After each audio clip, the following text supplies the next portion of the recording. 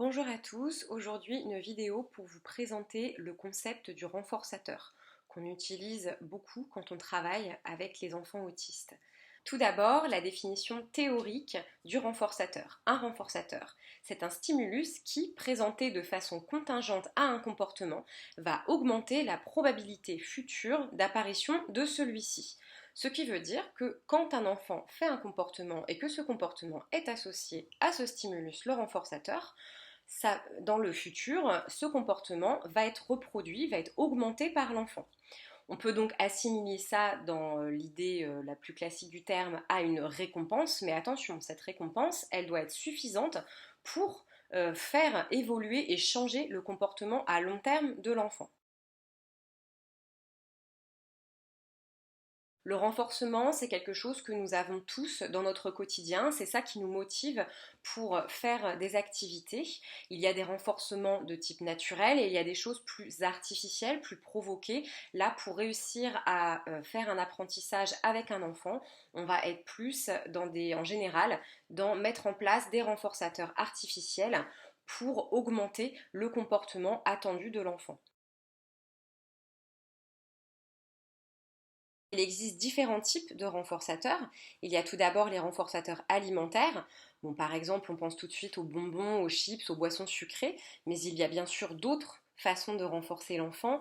Il y a un autre type de renforçateur, ce sont tout simplement les jeux, les activités plaisantes, les jouets que l'enfant aime bien. Ensuite, il y a aussi les renforçateurs sociaux. Oui, bien sûr, les félicitations, c'est un type de renforcement. Et il y a aussi les renforçateurs différés. Ce sont les fameuses économies de jetons ou le système de bons points ou par exemple, à chaque fois qu'il fait quelque chose de bien, il obtient un jeton et au bout de 5 jetons, il a une récompense. Comment fait-on pour identifier les renforçateurs qu'on pourra utiliser avec notre enfant? La plupart des méthodes se basent sur l'observation. Il faut observer avec quel jeu votre enfant aime le plus jouer, quels sont par exemple les types d'aliments qu'il aime le plus. Ça peut être aussi justement quel jeu crée de la frustration chez lui, quand vous lui retirez, est-ce qu'il pleure?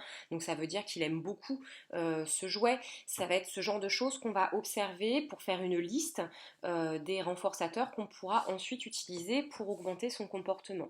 N'oubliez pas que si vous en avez besoin, vous pouvez demander conseil aux psychologues et aux éducateurs qui s'occupent de votre enfant. Ils ont des outils, des grilles d'observation pour évaluer les renforçateurs.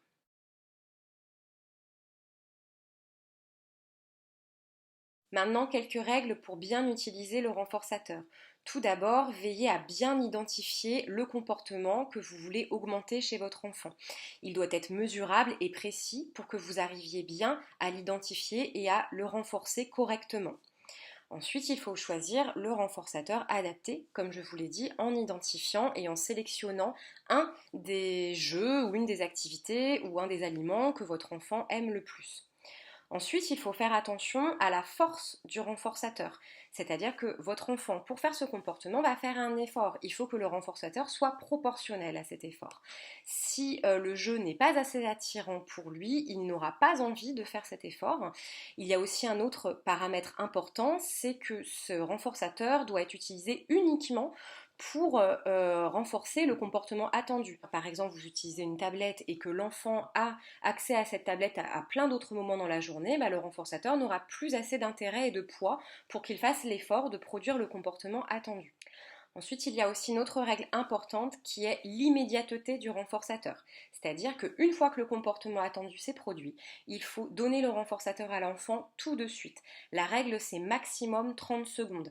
Sinon, ça n'a pas d'intérêt, l'enfant ne va pas associer le renforcement au comportement qu'il a produit. Enfin, dernière règle, surtout n'oubliez pas de, quel que soit le renforçateur que vous utilisez, de toujours l'accompagner d'un renforcement social, c'est-à-dire de félicitations, d'un ton enjoué pour féliciter votre enfant. C'est important parce que ça vous permettra par la suite d'estomper progressivement les renforçateurs matériels ou alimentaires par des renforcements sociaux qui sont ceux qui sont utilisés dans notre société habituellement et à l'école, notamment avec votre enfant.